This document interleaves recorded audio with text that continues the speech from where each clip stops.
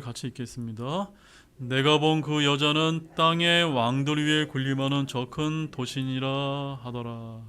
아멘. 자, 저를 잠깐 봐주시고요. 지금 우리가 요한계시록 17장에 와 있는데 계속해서 이 요한계시는 상징을 어떤 것을 예표하는 상징들이 계속해서 이제 등장을 하고 있는데 여러분이 그것을 먼저 체계를 좀 잡을 필요가 있습니다.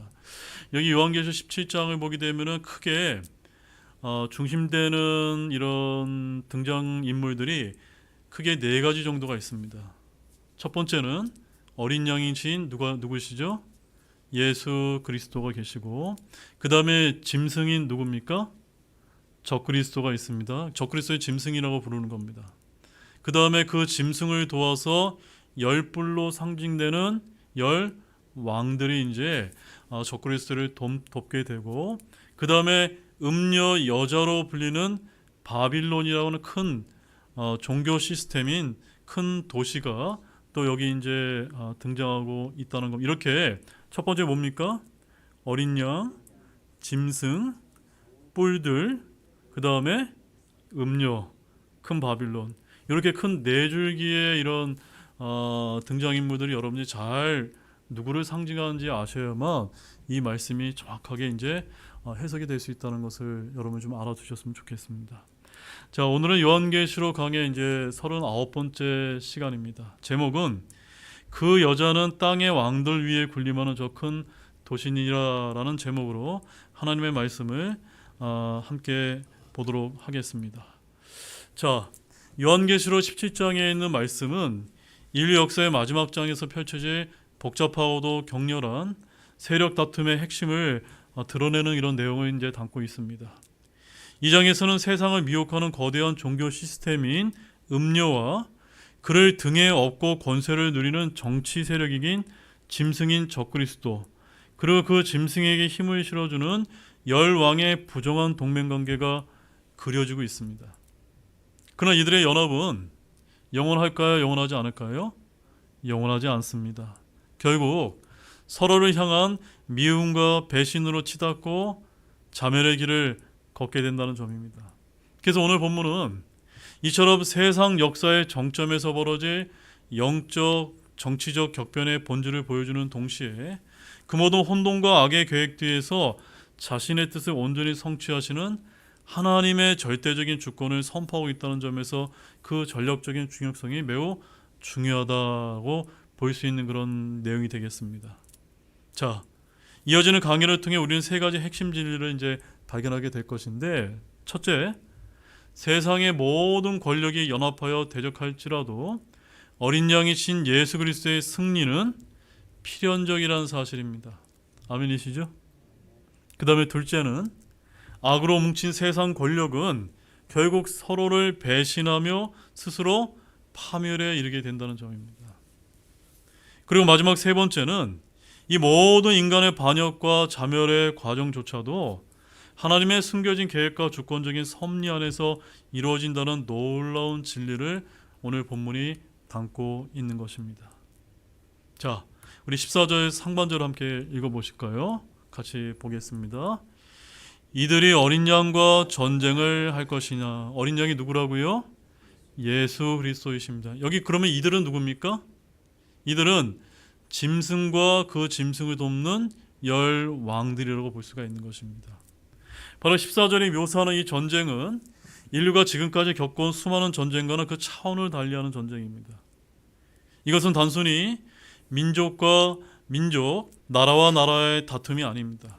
이는 지상의 모든 정치적인 권력과 군사력이 하나로 연합하여 자신들이 지으신 창조주 곧 어린 양이신 예수 그리스도께 정면으로 대항하는 최후의 반역을 이제 보여줍니다. 따라서 이 장면은 인류 역사의 정점에서 벌어지는 가장 크고도 중대한 영적 대결의 본질을 보여준다는 점에서 깊은 신학적인 중요성을 가집니다. 자, 전쟁을 일으키는 주체인 대적 세력은 바로 이들이라고 이제 묘사가 되고 있는데, 이들, 즉 앞서 묘사된 열 왕과 그들의 지도자인 적그리스도인 짐승을 이제 가리키는 것입니다. 앞선 말씀에서 우리 어떤 말씀을 배웠죠? 이들이 어떤 생각을 가지고 있습니까? 한 생각을 가지고 자신들의 모든 권능과 힘을 짐승에게 집중시킨 뒤에 하늘로부터 지상 재림하시는 주님을 대적하기 위해 전열을 가다듬게 되는 것입니다. 성경은 이 전쟁을 가리켜서 계시록 16장 14절 말씀에서 전능자의 저 큰 날에 있을 전쟁이라고 이렇게 부르고, 우리가 익히 아는 어떤 전쟁입니까? 아마겟돈 전쟁이라고 우리는 그렇게 알고 있는 전쟁을 말하는 것입니다. 자, 14절 하반절을 보십시오. 그래서 어린 양부터 같이 읽어보겠습니다. 어린 양께서 그들을 이기시리니 그분은 주들의 주시요 왕들의 왕이시며 또 그분과 함께 있는 자들은 부르심을 받고 선정된 신실한 자들이니라 하더라. 지금 이때가 좀 어느 시기를 가리킵니까? 아마겟돈 전쟁이 벌어지기 직전에 이제 상황을 이제 보여주고 있는 것입니다. 여기서 승리자는 누구입니까? 바로 막강한 세상 연합군의 대적 상대는 다름 아닌 어린 양이신 예수 그리스도이십니다. 세상의 모든 군사력과 정치력이 총동원되었음에도 불구하고 성경은 전쟁의 결과를 조금의 여지도 없이 아주 명확하게 선포하고 있습니다. 뭐라고 선포하고 있습니까? 어린 양께서 그들을 이기시리니. 아주 간단하게 이렇게 하고 끝나는 것입니다. 이 전쟁, 이 아마겟돈 전쟁은 시작되기도 전에 이미 그 승패가 결정되어 있는 싸움이라는 것을 여러분 알고 계십니까? 어린 양이 이처럼 압도적인 승리를 거두시는 이유는 단순히 그분이 더 강한 힘을 가졌기 때문만은 아닙니다. 성경은 그 근본적인 이유를 14절에 뭐라고 얘기하고 있습니까? 어린 양이신 그분은 어떤 분이라고 소개하고 있죠? 주들의 주시요 왕들의 왕이시라고 밝히고 있기 때문인 것입니다. 즉, 이는 존재론적 차원의 선언인데, 세상의 왕들은 피조물이지만 어린 양은 창조주라는 말씀입니다. 그들의 권세는 유한하지만 우리 주님의 권위는 절대적이고 영원하기 때문입니다. 그래서 시편 기자가 노래했듯이 땅의 왕들이 스스로 나서서 주와 그분의 기름 부음 받은 자를 대적하려 의논하는 것은 결국 헛된 일에 불과하다라고 시편에서 예언을 하고 있습니다. 자, 시편 2편 1절에서 3절 말씀 한번 찾아보실까요? 거기 이제 아마겟돈 전쟁을 대비하는 이런 말씀이 시편 기자의 입술을 통해서 예언이 되고 있습니다. 시편 2편 1절에서 3절 말씀입니다.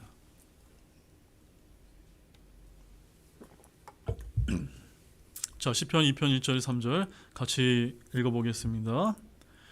어찌하여 이도들이 경노하며 백성들이 헛된 일을 꾀하는가? 주를 대적하여 그분의 기름 부음 받은 자를 대적하려고 땅의 왕들이 스스로 나서며 치리다들이 함께 의논하여 이르기를 그들이 결박한 것을 우리가 끊고 그들이 묶은 줄을 우리에게 내던지조다 하는도다. 결국 이 이교도들이 함께 모여서 어린 양이신 예수님을 대적하는 것이 어떤 일로 이제 끝나게 됩니까? 헛된 일에 불과하다라고 주님이 이렇게 말씀을 하고 계신 것입니다. 이 전쟁의 결과는 매우 참혹할 것입니다. 짐승인 적그리스도는 데살로니가 후서 2장 8절 말씀에 가보게 되면 주께서 자신의 입의 영으로 그를 소멸시키고 친히 오실 때에 광채로 그를 멸하실 것이며 라고 말하고 있고, 이 짐승을 따랐던 땅의 왕들과 군대들은 주님의 칼에 죽임을 당하여 그들의 살이 공중의 모든 날짐승들의 먹이가 될 것이라고 계시록 19장 17절에서 18절 말씀에 기록을 하고 있습니다. 자, 이 영광스러운 승리의 순간에 어린 양은 홀로 계십니까? 또 홀로 계시지 않습니까? 홀로 계시지 않습니다. 오늘 본문에 보면은 누가 이제 등장하고 있죠? 그분과 함께 있는 자들은 뭐라고 소개하고 있습니까? 부르심을 받고 선정된 신실한 자들이라고 증언을 하고 있는 것입니다. 여러분, 이들이 누굴까요? 여러분, 이들은 바로 환난 전에 휴거되어 하늘에 있었던 성도들을 가리키는 것입니다. 바로 저희들을 가리키는 것입니다. 그들은 더 이상 이제는 연약한 육신이 아닌 천사와 같이 영광스러운 부활의 몸을 입고 하늘의 군대로 참여하여 왕들의 왕이신 주들의 주이신 예수 그리스도와 함께 지상 재림하는 영광스러운 존재들이라고 여기서 밝히고 있는 것입니다. 그들이 누구라고요? 부르심을 받고 선정된 신실한 자들인데 바로 지금 저와 여러분들이 예수님과 함께 언젠가 이 자리에 참여하게 될 것을 여러분 굳게 믿으시기 바랍니다. 이처럼 어린 양의 승리가 확정된 가운데 천사는 이제 이 전쟁의 또 다른 주요 세력이자 세상 권력의 배후에 있던 음녀의 정체와 그 막강했던 영향력으로 요한의 시선을 돌리는 것을 알 수가 있습니다. 자, 15절을 보십시오. 읽어보겠습니다. 또 그가 내게 이르되 내가 본 물들 곧 음녀가 앉아있는 물들은 백성들과 무리들과 민족들과 언어들이니라. 자, 여기서 제일 중요한 것은 이게 음녀가 앉아있는 물들이 뭐냐는 겁니다. 이미 우리가 앞서 다 살펴봤습니다. 15절은 요한계시록의 중요한 상징 중 하나인 많은 물들의 의미를 아주 명확하게 풀어준 아주 핵심 구절이기 때문입니다. 자, 요한은 계시록 1장과 17장 1절에서 음녀가 많은 물들이 앉아있다는 환상을 본 적이 있었는데 이 15절 말씀은 그 상징의 베일을 벗겨서 이 음녀의 영향력이 얼마나 광범위하고 전 세계적인지를 이해하는 그 귀한 열쇠를 제공하고 있는 것입니다. 자, 천사는 이 상징을 직접적으로 해석을 해주는데 15절을 다시 보십시오. 내가 본 물들 곧 음녀가 앉아있는 물들은 뭐라고 말씀하고 있죠? 백성들과 무리들과 민족들과 언어들이니라. 여기 영해하실 필요 없습니다. 이 음녀의 지배력이 어떤 특정 지역이나 민족에 국한되는 것이 아니라 문자 그대로 전 세계 모든 인류 그룹, 즉 모든 백성, 모든 무리, 모든 민족, 모든 언어 위에 군림하고 있음을 의미하는 것입니다. 누가요? 음녀라고 하는 이 종교 시스템이 큰 도시가 모든 인류를 지배하고 있다는 것을 말하는 것입니다. 바로 그녀는 온 인류의 영적, 문화적인 지배자로서 그들의 숭배를 받으면서 이 세상을 통제하고 있었다는 것을 보여주고 있는 것입니다. 이해하셨죠, 여러분?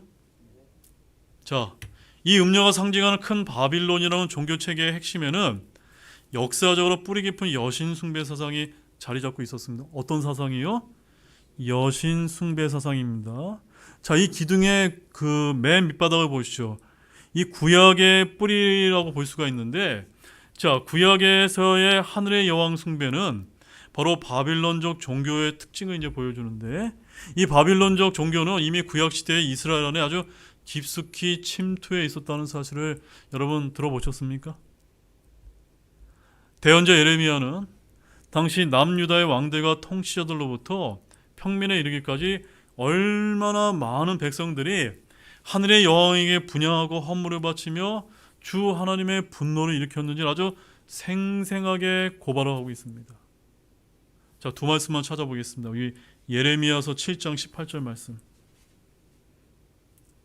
자, 우리 구약의 사건을 통해서 남유다 백성이 어떻게 바벨론적인 이 종교인 하늘의 여왕을 숭배했는지를 예레미야서 7장 18절 말씀을 통해서 함께 살펴보겠습니다. 예레미야서 7장 18절 말씀입니다. 다 찾으신 줄 알고 같이 읽어보겠습니다. 자식들은 나무를 모으고 아버지들은 불을 피우며 여인들은 가루를 반죽해서 납작한 판들을 만들어 하늘의 여왕에게 바치고 다른 신들에게 음료 헌물을 부음으로 내 분노를 일으키느니라. 여기 내 분노가 누구의 분노입니까? 주님의 분노를 얘기하는 겁니다. 왜요? 하늘의 여왕을 숭배했기 때문에. 누가요? 남유다 백성이 왕에서부터 평민에 이르기까지 이렇게 반영을 일으켰다는 점입니다. 근데 여기 이 구절뿐만이 아니라 예레미야 44장 17절에서 19절 말씀도 보십시오. 예레미야서 44장 17절에서 19절 말씀. 자, 이 말씀을 통해서 왜 남유다가 멸망을 당해서 바빌론의 포로가 되었는지를 우리가 알 수가 있는 것입니다. 함께 또 읽어보겠습니다. 오히려 무엇이든지 우리 입에서 나가는 것을 우리가 반드시 다 행하여 지금까지 우리가 행하던 대로 곧 우리와 우리 조상들과 우리 왕들과 우리 통치자들이 유다의 도시들과 예루살렘 거리들에서 행하던 대로 하늘의 여왕에게 분양하며 그 여왕에게 음료 헌물을 보리라. 그때에는 우리가 양식을 풍성히 소유하고 일이 잘 되어 아무 재난도 보지 아니하였으나 우리가 하늘의 여왕에게 분양하며 그 여왕에게 음료 헌물 붓는 일을 그만둔 뒤부터는 우리에게 모든 것이 부족하고 우리가 칼과 기근으로 소멸되었느니라. 또 우리가 하늘의 여왕에게 분양하며 그 여왕에게 음료 헌물을 볼 때 우리 남자들의 허락도 없이 그 여왕에게 납작한 빵들을 만들어 그녀에게 경배하고 음료 헌물을 부었겠느냐 하므로. 여러분 이제 이해하셨습니까? 남유다 백성들이 얼마나 타락을 했는지, 이 하늘의 여왕의 숭배에 심각하게 빠져 있었다는지를 여러분 이 말씀을 통해서 발견하셨죠? 바로 이것이 이제 구약의 뿌리인데, 이것이 이제 중세로 와서 바로 로마 카톨릭의 마리아 숭배 사상으로 이제 이어지게 된다는 사실입니다. 이러한 바빌론 종교의 유산은 신약 시대 이후에는 로마 카톨릭의 마리아 숭배 사상으로 그 명맥을 이어지게 되는 것입니다. 특히 주 431년에 소집된 에베소 공의회에서는 마리아를 그리스도를 낳은 여인이 아닌 하나님을 낳은 여인, 즉 테오토코스라고 이렇게 불러야 한다는 신성 모독적인 선언을 공식적으로 채택한 바가 있다고 생각됩니다. 이게 말이 됩니까, 여러분? 하늘의 여왕, 하나님의 어머니 등 이런 칭호는 성경이 아닌 어디서 온 겁니까? 바빌론 종교에서 받아들인 개념이라는 것을 우리가 아실 필요가 있습니다. 그 다음에 이제 마지막 때는 어떤 모습으로 이제 나타나게 될까요? 마지막 때의 세계 단일 종교의 형태로 이런 모습이 이제 드러나게 될 것입니다. 바로 7년 환란기 때 등장한 큰 바빌론은 이러한 역사적인 배경을 바탕으로 로마 카톨릭, 동방 종교회, 그리고 종교개혁으로 갈라져 나간 개신교 교파들까지 모두 하나로 통합을 하고 나아가 이슬람을 비롯한 세상의 모든 종교를 아우르는 거대한 세계 단일 종교 체제가 될 것으로 이렇게 보인다는 점입니다. 이처럼 전 세계를 영적으로 지배하며 그 권세가 영원할 것처럼 보였던 이 음료는 그러나 역설적이게도 바로 자신을 떠받들던 세력의 손에 의해서 가장 비참한 최후를 맞이하게 될 것이라는 사실입니다. 자, 16절 상반절을 보십시오. 함께 읽어보겠습니다. 내가 본 열불 곧 짐승 위에 있는 이것들이 그 음료를 미워하며, 제가 열불이 뭐라고 말씀드렸죠? 열왕이요 왕국이라고 말씀드린 바가 있습니다. 바로 16절 말씀은 그야말로 극적인 상황의 반전을 보여줍니다. 지금까지 음녀를 자신의 등에 태우고 그녀의 종교적인 권위를 이용해 세상을 지배했던 정치 세력이었던 열불과 짐승이 갑자기 돌변을 해서 누구를 무참히 파괴합니까? 음녀를 이제 무참히 파괴하는 것입니다.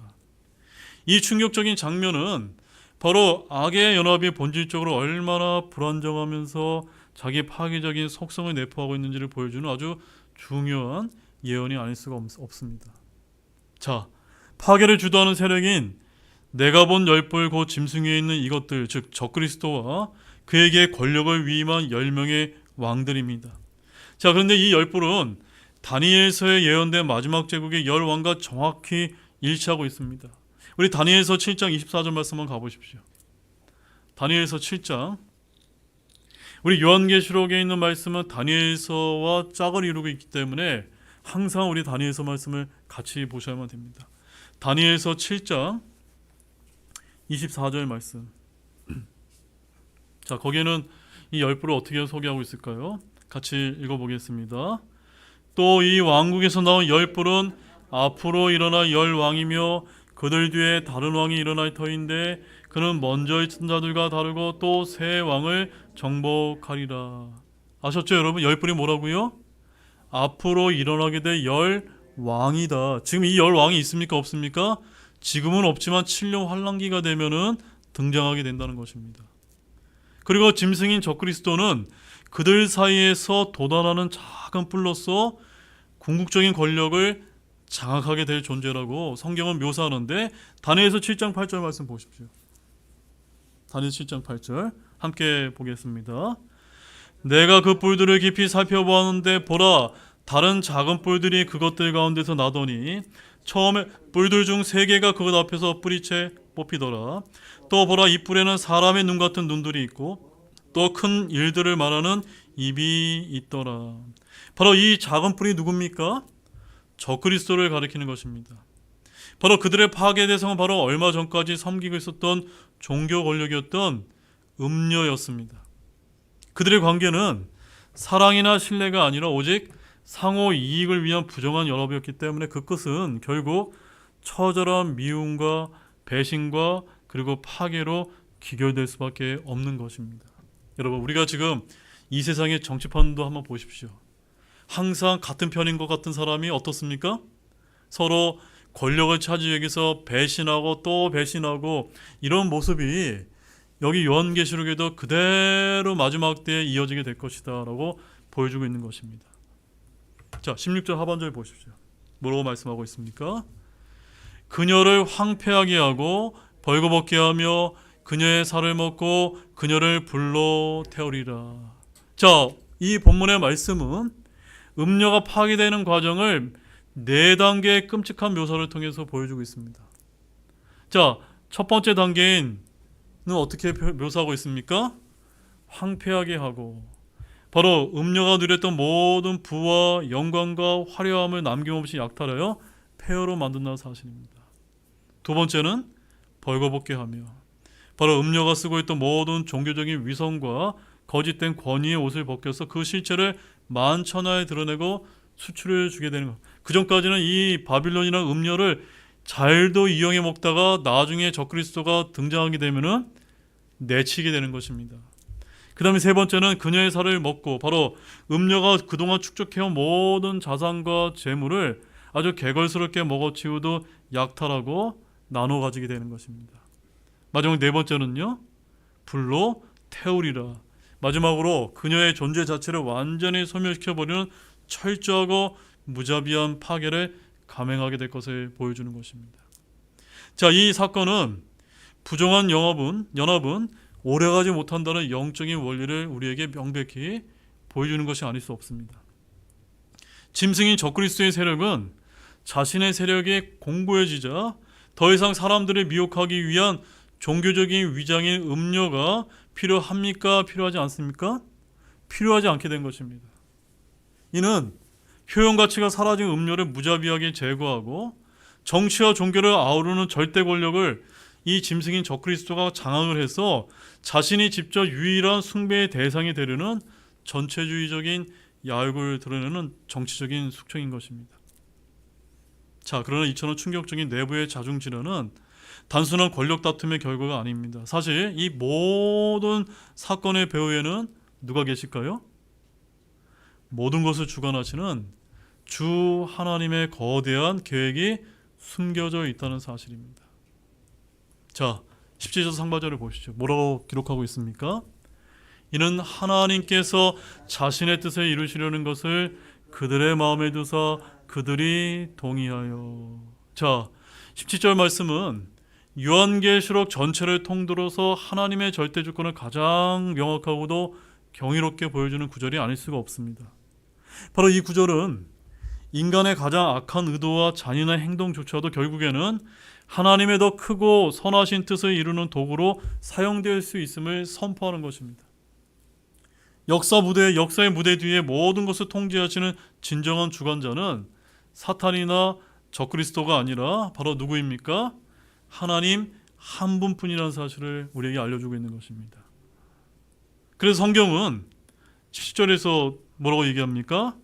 하나님께서 자신의 뜻을 이루시려는 것을 그들의 마음에 두사라고 이렇게 증언을 하고 있는 것을 주목하시기 바랍니다.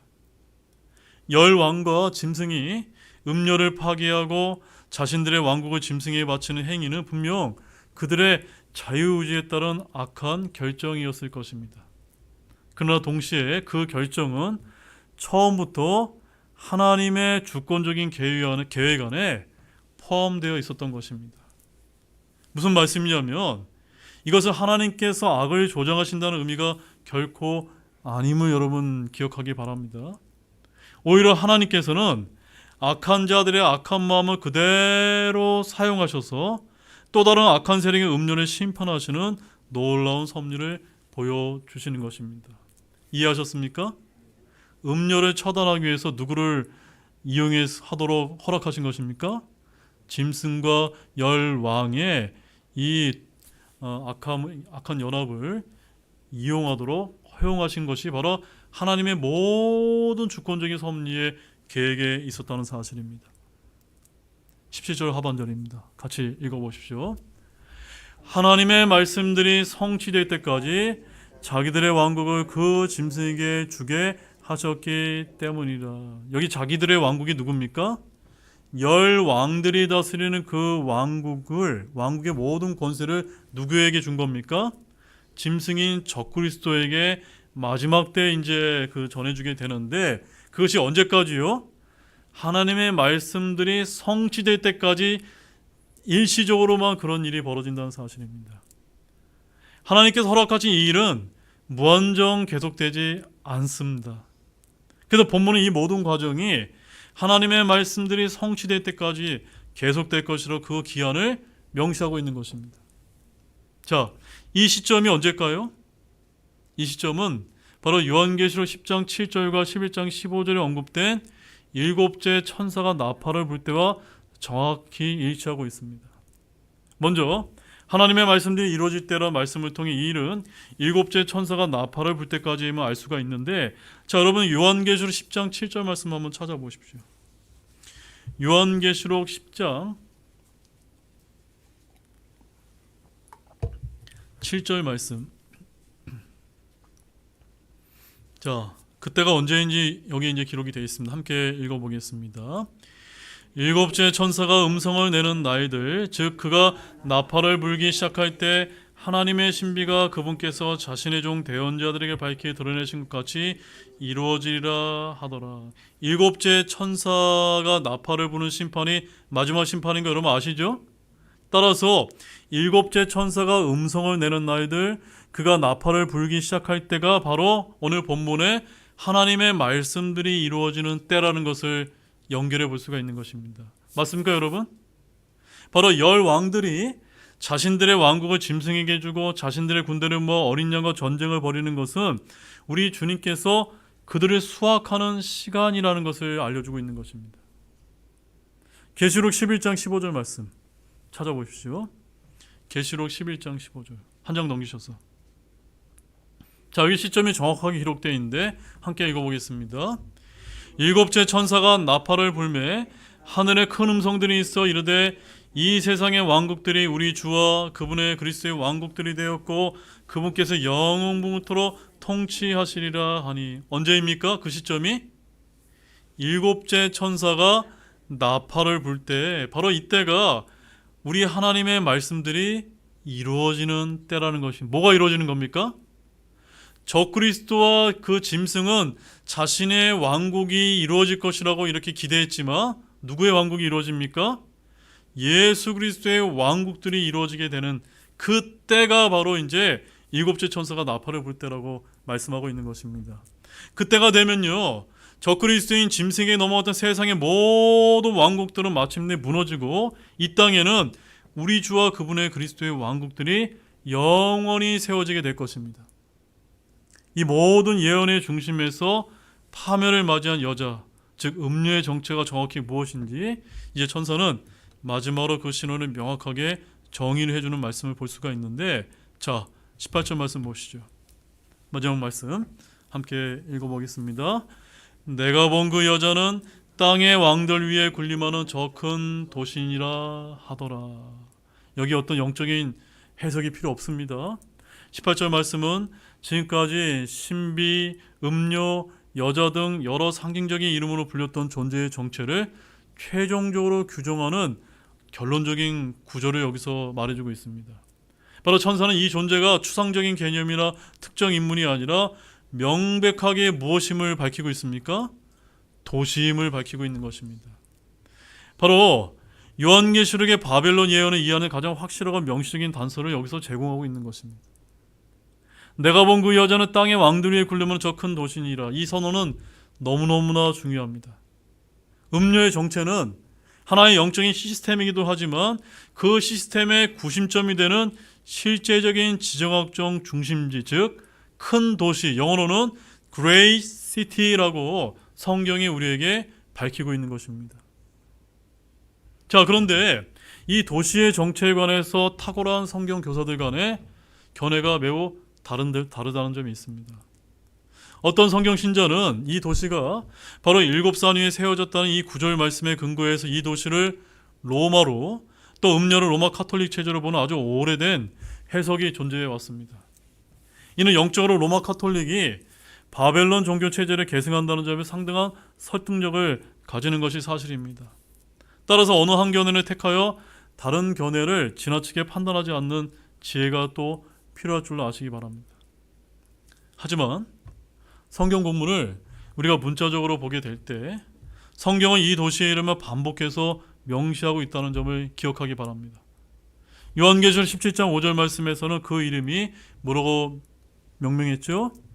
신비 큰 바빌론이라고 이렇게 기록을 했고 14장 8절 역시도 저 큰 도시 바빌론의 멸망을 선포하고 있습니다. 따라서 마지막 때 실제로 재건이 되어 세상의 정치, 종교, 상업의 수도 역할을 하며 땅의 모든 왕들 위에 군림하게 될 음료의 도시인 이 큰 바빌론은 성경이 직접적으로 지목하는 바로 그 바빌론이라고 해석하는 것이 가장 성경적이다라고 저는 그렇게 보고 있는 것입니다. 이 도시는 단순히 정치, 경제적 중심지를 넘어 끔찍한 영적인 실체를 가진 곳입니다. 성경은 계시록 18장 2절 말씀에 이곳이 마귀들의 처소라고 표현하고 있고 또 모든 더러운 영의 요새가 되고 또 모든 부정하고 미움받는 새들의 집이 될 것이다 라고 이렇게 증언을 하고 있습니다. 인류 역사의 모든 우상 숭배와 영적인 음행과 가증한 것들이 바로 이 바빌론에서 유래했다는 사실 자체가 신비에 속하는 일이고 바로 이것이 칠려 환란기 때 이 도시가 하나님의 진노 아래 철저히 멸망해야 되는 주된 이유를 말해주고 있는 것입니다. 이제 결론의 말씀을 드리도록 하겠습니다. 오늘 우리는 이 요한계시록 17장 14절에 18절 말씀을 통해 마지막 때에 관한 세 가지 중대한 진리를 이제 확인하게 되었습니다. 자, 첫 번째는 무엇입니까? 따라해 보십시오. 어린 양의 필연적인 승리. 맞죠, 여러분? 바로 세상의 모든 정치, 군사, 권력이 연합을 해도 하나님을 대적한다 할지라도 왕들의 왕이시오 주들의 주이신 어린 양 예수 그리스도의 승리는 절대적이고 필연적이라는 사실을 믿으시기 바랍니다. 두 번째는 악의 자기 파멸. 악의 자기 파멸. 바로 악으로 맺어진 부정한 동맹은 결코 오래가지 못한다는 점입니다. 세상의 권력도 똑같습니다. 내부의 배신과 탐욕으로 인해 결국 스스로 무너져낼 수밖에 없다는 것입니다. 그 다음에 마지막 세 번째는 하나님의 절대주권. 하나님의 절대주권. 이 모든 인간의 반역과 혼란과 심판의 과정조차도 하나님의 완벽하고 주권적인 계획 안에서 그분의 말씀을 성취하는 과정의 일부라고 보는 것입니다. 아멘이십니까? 따라서 이 예언의 말씀은 혼란한 시대를 살아가는 오늘날 성도들에게 강력한 위로 확신을 주고 있다고 저는 그렇게 믿고 있습니다. 세상의 권력과 문화가 아무리 크고 거대해 보여도 또한 우리 교회를 위협하는 것처럼 보인다 할지라도 우리는 역사의 주관자이시며 결국 모든 전쟁에서 승리하시 어린 양이신 주님을 굳게 신뢰해야 될 줄로 믿으시기 바랍니다. 바로 우리의 싸움은 이 부패한 세상의 시스템, 즉 바빌론에 속하여 그 음행의 포도주에 함께 취하는 것이 아니라 부르심을 받고 선정된 신실한 자들로서 끝까지 우리가 믿음을 지키며 주님과 함께 올바로 서는 것이라 믿으시기 바랍니다. 최후 승리는 바로 이미 우리 주님의 것이기 때문임을 굳게 믿는 모두가 되시기를 원합니다. 기도 마치겠습니다.